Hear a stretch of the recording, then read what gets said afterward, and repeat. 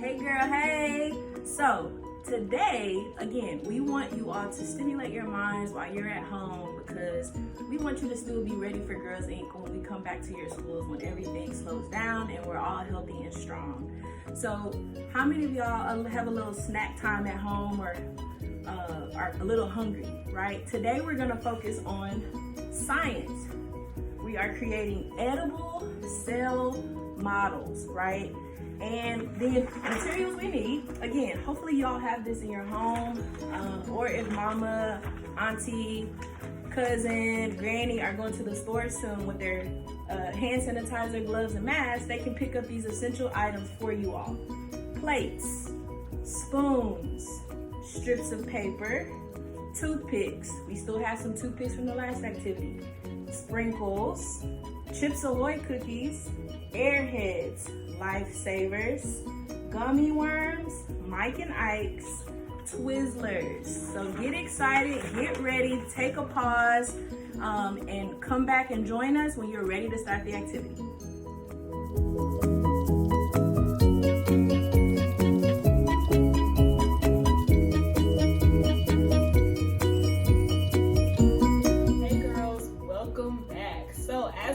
Just said, we are preparing a sweet treat today, but we are also talking about science. So how many of you know about the animal cell? Hopefully some of you have learned a little bit in your science class about different cells and how the cell model looks, but today we're adding our own twist to it by making an edible cell model. So I have some structures and I also have different food items that we are going to use to emulate what the cell looks like in the human body. So parents, we're gonna start off with these basic materials. So we have a plate, we have a cookie, we have Twizzlers, we have Mike and Ike's, we also have Airhead Sours, and we have Lifesavers. All of these things are edible. My hands are clean, just use hand sanitizer, so we're good to go. So we're gonna start off with our cell base, which is just a basic clear plate, and then we are going to go ahead and scoop out some sprinkles. So for all my science fans out there, who knows what these sprinkles represent within the cell? I'll go ahead and tell you. These are ribosomes. Ribosomes are usually all scattered out throughout the cell. So that's why we're gonna start off with that. The next thing we wanna focus on, which is the best part of the cell, is the nucleus. We are going to use a Chips Ahoy cookie for our nucleus. So parents, I'm just placing the nucleus kind of towards the left outer edge of the plate.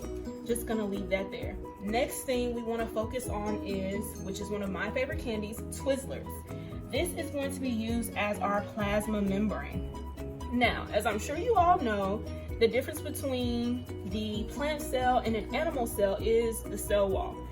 Animal cells do not have a cell wall, but we do have the plasma membrane. So just to give you kind of a gist of what that plasma membrane would look like in candy form, since we are focused on our edible cell model today, we're using Twizzlers.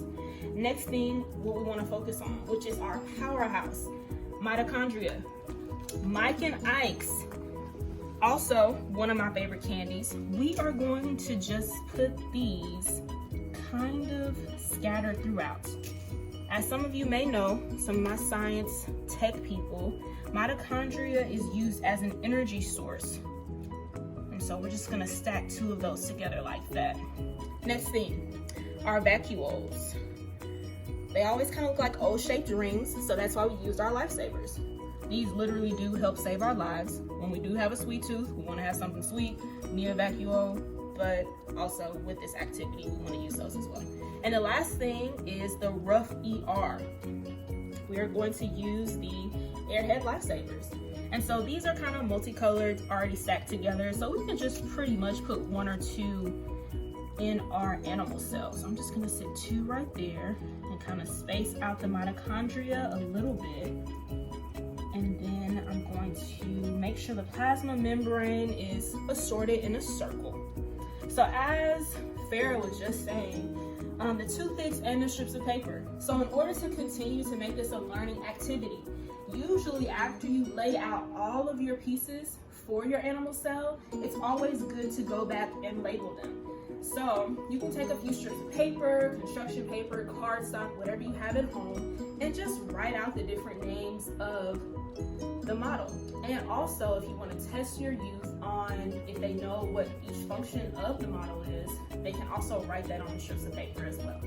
So I hope you enjoyed. And so once you get through labeling and structuring everything, go ahead, take a bite, as I just did, and we'll see you all soon. Thanks.